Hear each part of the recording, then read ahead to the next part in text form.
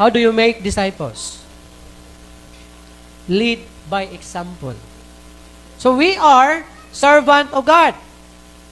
Kay mga servant banta sa Ginoo, we are also leaders. Ikaw, leader ka, may buluhaton ka nga, ikaw mo lead. So kinahanglan, we should lead by example. Mahimot ang maayong panag-ingnan sa mga tao nga nakapalibot sa tuwa. Practice unconditional love.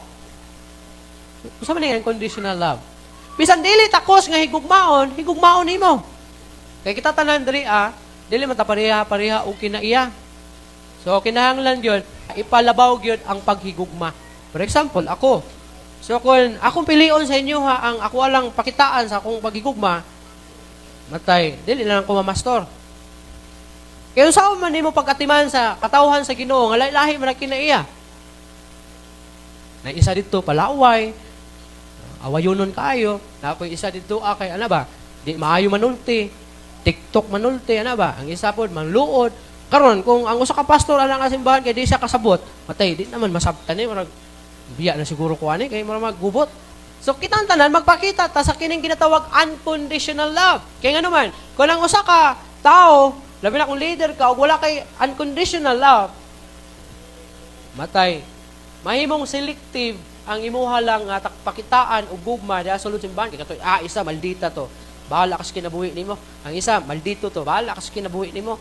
Ang isa palaaway ka, bahala ka sa kinabuhi nimo. So dunay division of action ginana ni mga magbungkag na. So kung dili ta magpakita sa atong unconditional love, mahimo gyud nga dili ginato higugmaon ang usag-usa.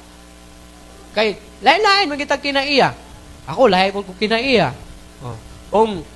Kung pareha ta kinaiya tanan, siguro dito na ta sa langit magkita ay oy. Kay pareha so ta kinaiya dito sa langit. Pero kinahanglan ta sa yuta di kita pareha kinaiya. Nay uban sa ato siguro pasensyoso, ang uban po pagkamubo pasensya. Nay uban siguro sa tuwa kay dili friendly. Ya alam magpugson nimo nga oy pag friendly ba? Di po ka panagad oy. Mao gid ang kinaiya, di gid managad. Sagday na lang. Iman tayo man kay sagday lang iman tayo. Isa, luran man ka. Sagday na, luran. Ay, isa, sakita po din man, sagday na. Ginuuray mo, badlong ana. Bas hindi, hiwiwan ba, no? Sige.